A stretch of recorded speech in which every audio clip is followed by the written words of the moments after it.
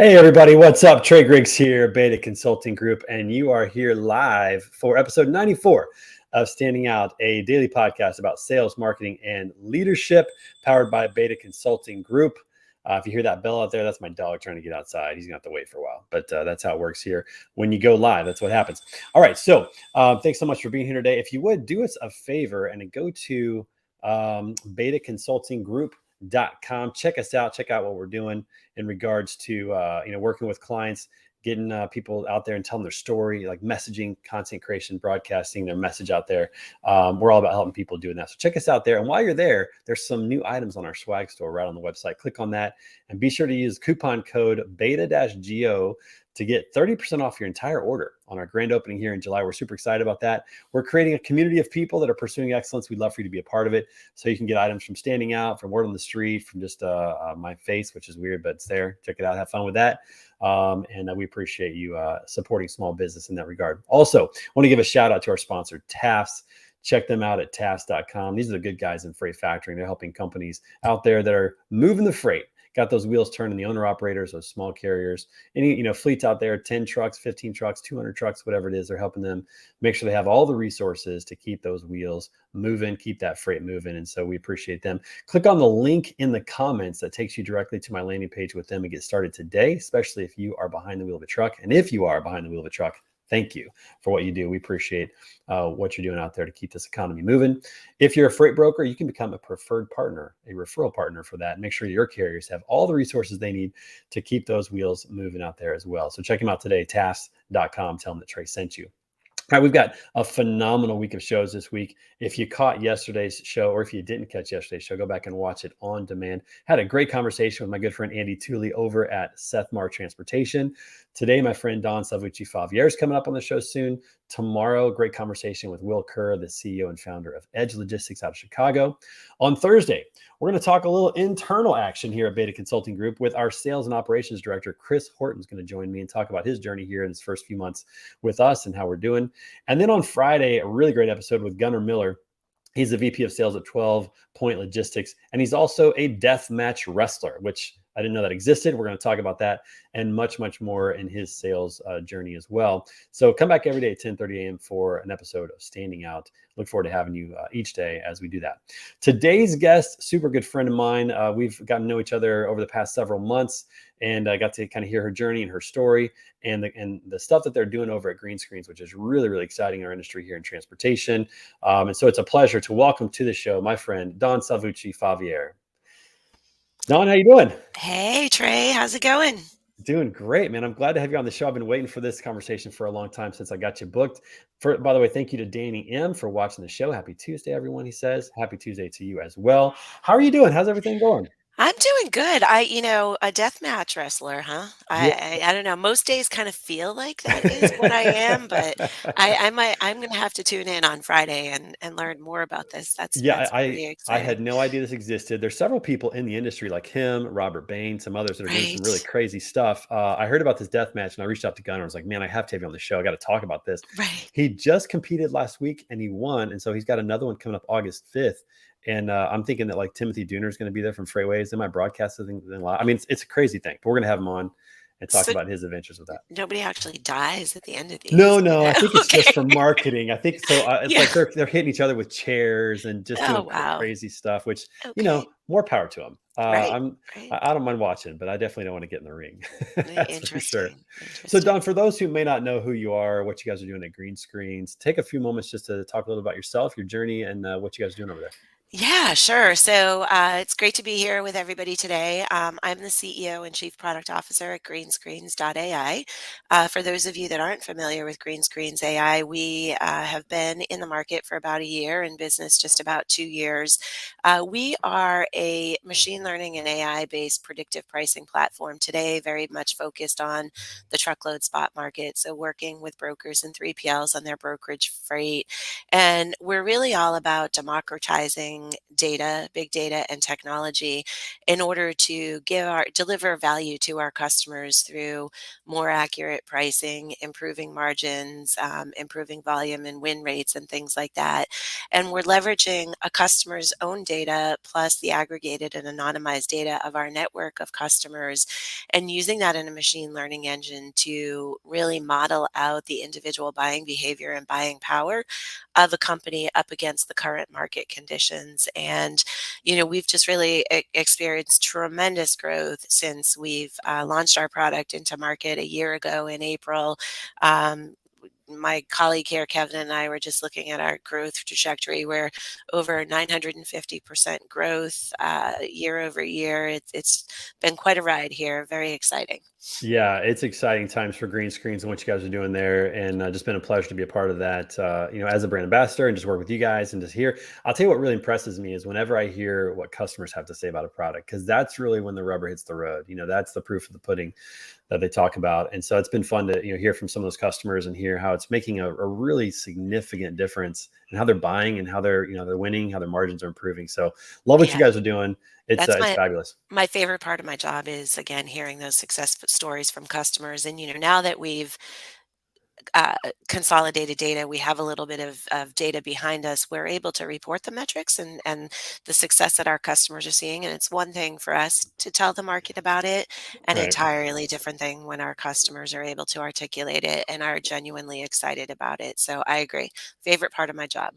And I think, there's gold in that too. I think a lot of companies don't take advantage of the fact that there are clients that are willing to evangelize for them, who are willing to tell their stories. Like to me, that is some of the best marketing material that a company can make is having their clients, talk about their product. How are you guys looking at that from the standpoint of, really partnering with clients and using that to your advantage? Yeah, I mean, look, we kind of bill ourselves to our customers as we're not just a software company. We're not just coming in and implementing software and giving you a tool and walking away. We become an extension of your data science team. We become, if you have one, we're an extension of it. If you don't, we become your data science team. We are truly a partner to you and working collaboratively. And, as far as the customers evangelizing, I've been in the industry for a long time, but the TIA conference this year was the best experience that It's I've ever had phenomenal. with Yeah. customers.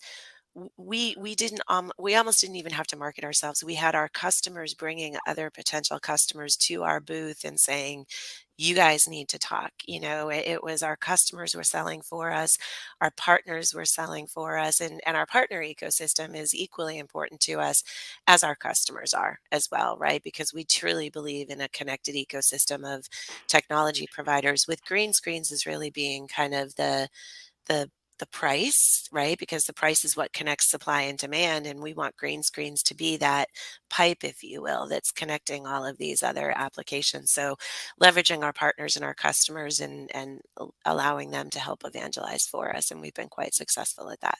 Yeah, I remember the TI conference. I was trying to, I was walking around doing interviews with people, and I was trying to get in there for an interview with you guys, but the booth was just busy the whole Yeah. time. And there's a credit to what you guys are doing. But there's something to be said about that when you partner up with a good product and you really view customers as partners and work towards that. Then it is the long game that you're playing, and then they're willing to tell people about you. And I think that's just something that a lot of companies could really take advantage of, as opposed to kind of going the short game route of I just want to sell this and get it to you, and then kind of back away and Right. be hands off. I love the fact that you guys are intricate with your customers, and as you said, an extension of their data team.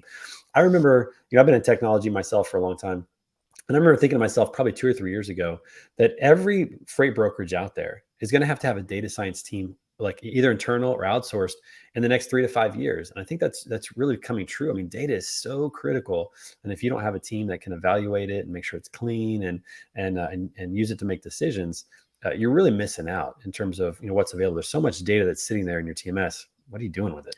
Right, exactly, and if you can even get it out, and that's something that we're helping with, not only get it out, but what to do with it. We had one customer, again, talking about customers evangelizing for us, one customer that said, "I gave you my data and you gave it back to me better than I gave it to you," Yeah. right? And, I'm a firm believer in leaving a place better than I found it, right? So that was exciting, to have him make those comments as well. But that's the premise on which Greenscreens, or one of the premises on which Greenscreens was built, right? Is you had these very large, very well funded, tech savvy organizations in the brokerage world that had invested heavily in the technology and the data intelligence and building these teams, but not everybody can do that, right? Not everybody has that capital and that funding.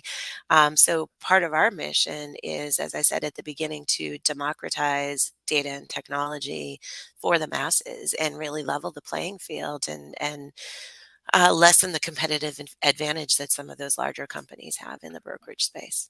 Yeah, and it's a full-time job keeping data clean, which is so critical. It's got to stay clean. Garbage in, garbage out. I mean, that's so true with data. So I love that you guys are helping clients clean up data and just understand what they're looking at better, and really be able to make decisions based off of that. I think that's the critical component, is they can make really good decisions, actionable intelligence from that data. I think it's really critical.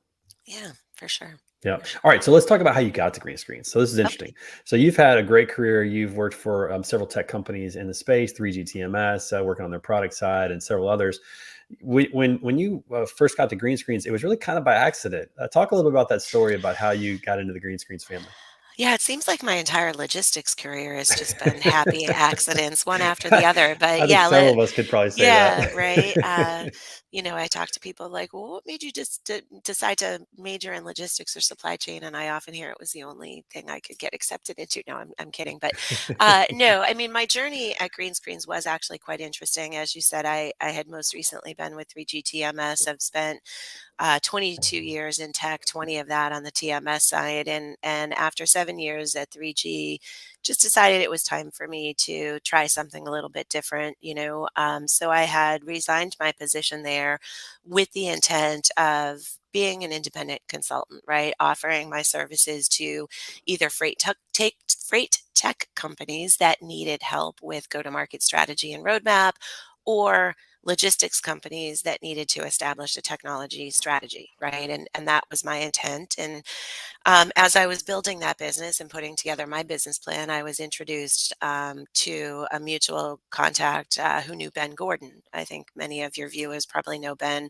I know you do. And I initially started talking to Ben. My interest was really in working with him within his portfolio companies or within his investment banking firm as they were doing due diligence on an investment or an acquisition, or maybe an executive in residence or an interim type position, but working within his firm. And he said, well, that sounds great. I've just recently invested in this company called Greenscreens. I'd love for you to take a look and see how you think that you can help them. And this was really very early stages of Yeah. Greenscreens. The company existed, the product was beginning. It was more of a hypothesis and a concept, but they were working with a few beta customers to build it out and improve on it. And I engaged with the team that was in place, and my assessment was, wow, I think these guys are really onto something great. I do think they need a little bit of direction on go-to-market strategy and MVP product offering, but they've got a solid foundation here. So I put together my consulting proposal to Ben, and I said, here's what an 8-week engagement would look like, and here's what the deliverables would be, and this is the methodology that I use, and blah, blah, blah, blah, blah. And he was like, great. We're looking for a CEO for that company. Do you want the job? And I was like, no, I really don't want the job. And Ben can be very persuasive, as Yes, you anybody who can. knows Yes, him you can. knows. And, initially what we landed on was, look, I pride myself on having a lot of self awareness and knowing what my strengths and weaknesses are. And I had spent 22 years as a product strategist, right? A product person. And in those types of roles, they often say you are the CEO of your product, right? So I've worked on business plans and things like that. But I knew as a startup that Green Screens, where they were at that time, probably made sense. They needed a go to market strategy, they needed a business plan, they needed an MVP product, all of the things that I was really good at. but also knew that eventually they were going to need to raise money externally. They were going to need a sales leader once, we launched the product to market and all of those things that I just knew were not my strength. And my words to Ben were, someday you're going to need a real CEO. So it makes sense for maybe me to take that role right now, but it won't be okay with me if, 6 months from now, I was the CEO and now I'm not. So let's do an interim CEO, chief product officer kind of role. And that was how I came on board initially with Green Screens, and that made sense. But then as the company grew and evolved and we started to mature and we started fundraising, I started learning a lot, right? A lot about Yeah. raising money and a lot about sales leadership and things like that that I had been peripherally involved in my previous jobs, but never had responsibility for. And then it was last fall where, the board approached me and said, okay, are you ready to drop the interim and be the real CEO? And I was like, yeah, okay, this is working out all right. I'm happy to do that. And I have maintained the chief product officer title as well, in addition to CEO. I think as we grow, I'm able to focus less time on the product side and more so on the commercial and business side. So I'm happy to announce we've just hired a CTO who will be starting with us in a couple weeks. So he'll pick up more of that product stuff from me and leaves me free to focus more on the CEO. Yeah, that's exciting. Congratulations on that. That's a Thank you. really a big hire, an important hire, and looking forward to meeting that person, which will be fun. I think it's great you talk about being so self-aware about your strengths, your weaknesses, what you're good at, maybe what you're not so good at, and being honest about that, because I think that sometimes people struggle just kind of either knowing who they are or admitting who they are. Maybe they know it but don't really want to admit it or confess it to other people. And something I want to touch on is this: is that you mentioned that I'll take the CEO role now, but maybe down the road, you need to get a real CEO. And it turned out to be you, but it could have also turned out the other way, that you just really love the product and maybe it was better for somebody else to come in and take that role.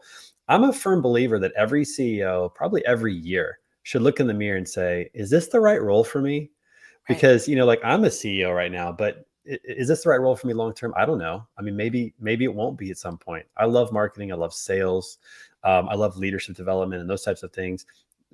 Some of those things kind of jive with the CEO, but then there's also the business side, like you said, the commercial side, that maybe I'll learn these things and be like, this is not for me. And I think that when you have the awareness to know your strengths and weaknesses, and you're not afraid maybe to move to a different role, I think the company overall can actually do better. What are your thoughts about CEOs that are being introspective like that?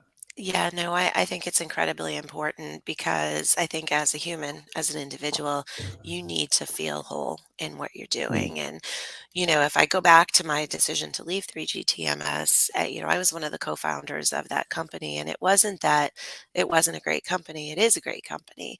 But it was, I wasn't the CEO. I was in the senior leadership team. It was me really taking a step back and saying, am I still passionate about this? And again, it had nothing to do with the company. It had to do with my passion. And at the end of the day, did I love what I was doing and was I still excited about it?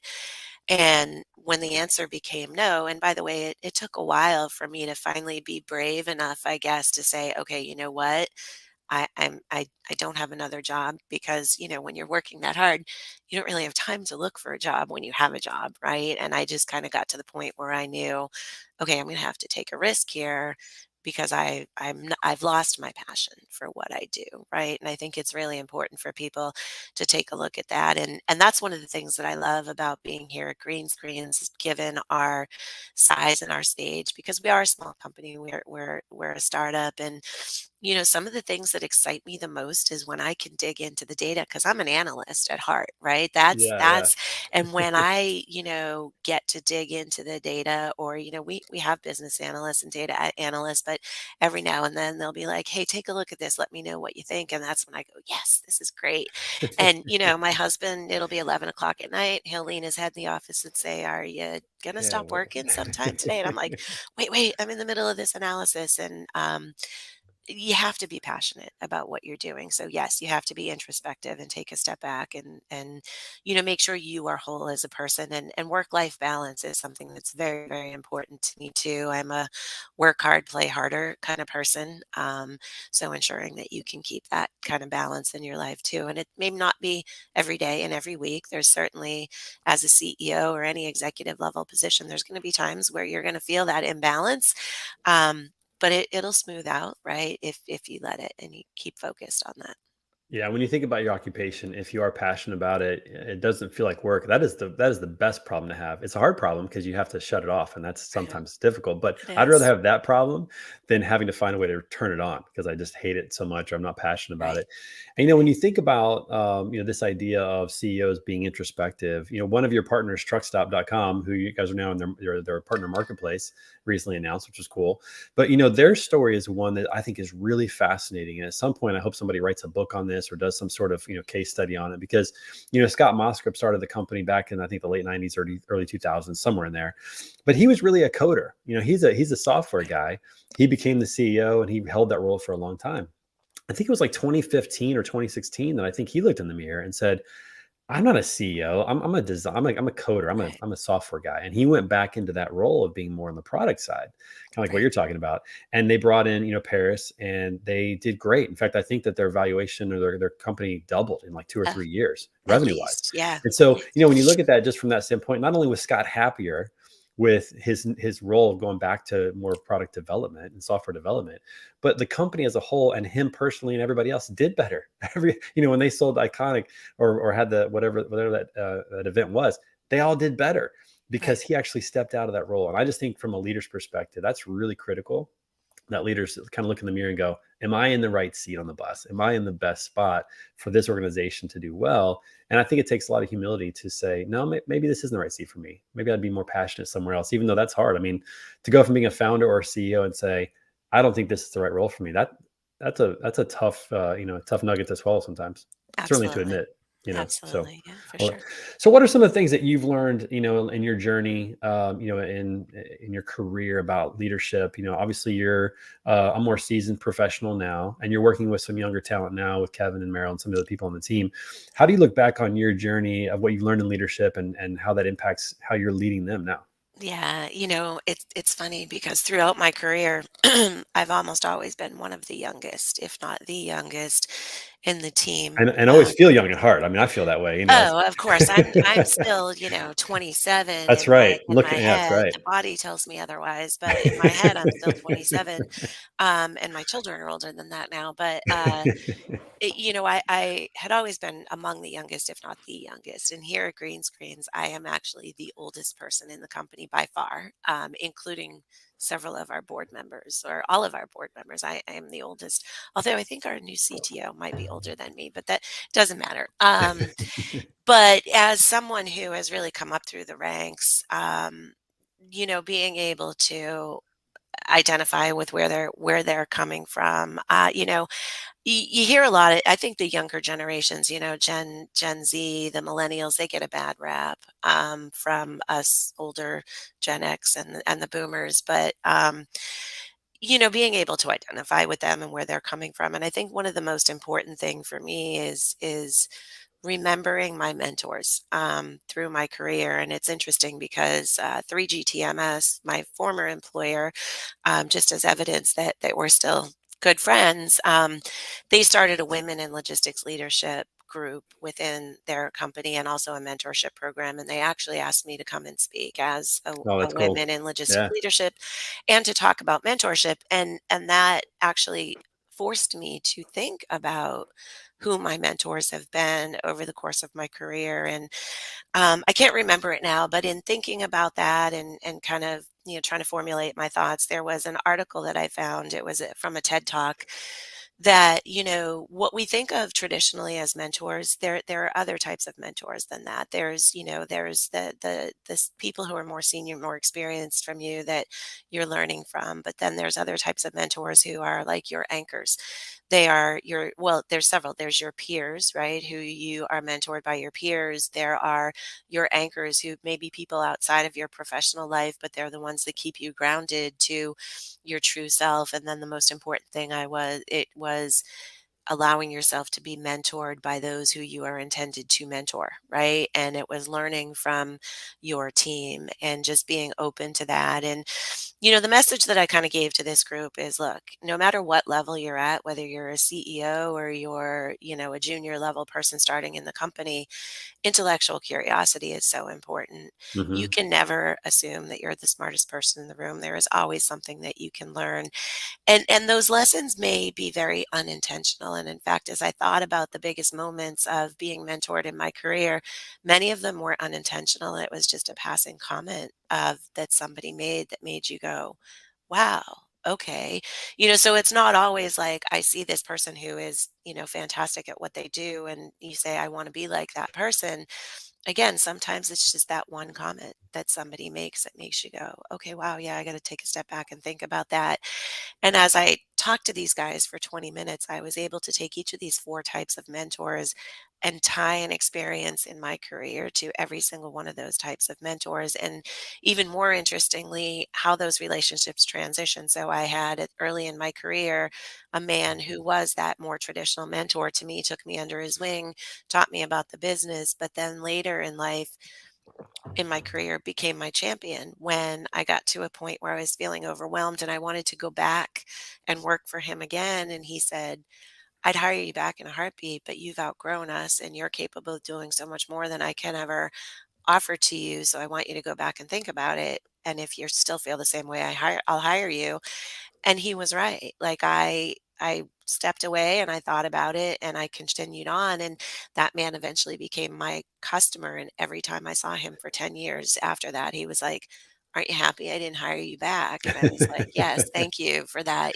So mentorship and again, intellectual curiosity and allowing yourself to be mentored and just being open Hmm. to receive that, right, is probably the most important part of it. Man, there's so much gold there to unpack. The one thing you said was, the power of curiosity. And my dad used to say that curiosity is the key to all learning. That if you're really curious, you'll want to learn. And truthfully, like, it doesn't matter what your experience is, you can definitely learn from those around you. And I think the key of leadership is creating a culture where people feel open to share those types of things, or to talk openly, or to share their ideas. And that's when you really maximize your team in terms of how people grow and how they can learn. Is creating that environment. I think that's really critical. Yeah. I mean, I invite my team to second guess me on a daily basis. I mean, obviously, I'm the CEO. They're always coming to me asking for my opinion, and I have no shortage of opinions, as you know, Trey. But then just like the guy with the signs and the memes, it's like, tell me why I'm wrong, right? Yeah, Prove me yeah, wrong, and I exactly. invite my team to counteract me on that every day. Yeah, Coleman, thanks for watching the show. He says, great point, Don. Mentors come in all shapes and sizes. It's important to have them at different levels. I think it's important to have them at every level. I mean, it really is. And I think about a lot of things in terms of athletes.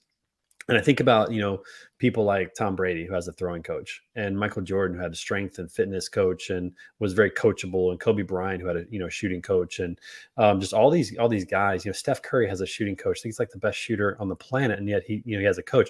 All of these guys that are great, the one trait they have in common is they want to consistently get better, and Yeah. they're coachable. They want to be coached. And I think that's really critical, that no matter where you're at, whether you're the leader of the team or whether you're a junior member, like you said, that you're coachable, and that you want to learn. Those things are just so critical. Well, and another example of that, my husband is a local musician. He does really well in the local music scene. What does he play? He plays guitar and he sings, and Yeah, I he know what I'm plays talking about. out, he's on his 6 of 7 gigs in a row tonight. Oh, So wow. he's played every night. But yet about a year ago he got to the point where he was like, I feel stuck, right? So Mhm. he engaged he's taking guitar lessons, and he's quite an accomplished guitarist, but he just knew he wanted to do more. He felt stuck, Yeah. Yeah. and he was brave enough to go find a musician who he respected and said, "I'd like to take some lessons from you." And it's the same thing, right, in your Yeah. professional life. Yeah. That's such a great story. This week is the British Open, or better known as the Open, in golf, and Tiger Woods is playing. And so they have all these documentaries, and we're reminded that, like, Tiger Woods won the Masters by 12, and then he changed his swing. He went to a new coach and changed his swing, and then he won all four majors in a row, and then he went to a different coach and changed his swing again. It's like this constant desire to Right. improve, and I just love that. Like, some people were like, "What a waste of time," but I thought, man, it's that internal desire to say, "I think I can get a little better." Right. I think I can get a little better. And that's incredibly, incredibly powerful. I All right. agree. Well, we are up on time. It's 30 minutes. It goes so fast every day, Dawn. Thank you so much for being on the show. I really Yeah. appreciate your wisdom, your My thoughts. I pleasure. hope you'll come back and see us again soon. Of course, anytime. Awesome. And make sure you come back tomorrow. We got a really fun show tomorrow. We're gonna have Will Kerr. He's the founder and CEO of Edge Logistics out of Chicago. He's a lively sort of fella. We're gonna have a good time tomorrow. So make sure you come back at 10:30 for that. And every day for an episode of Standing Out, a daily podcast about sales, marketing, and leadership, powered by Beta Consulting Group. And shout out to our sponsor, TAS. We appreciate it. Dawn, thanks again so much. Everybody, thanks for watching. We'll see you guys real soon.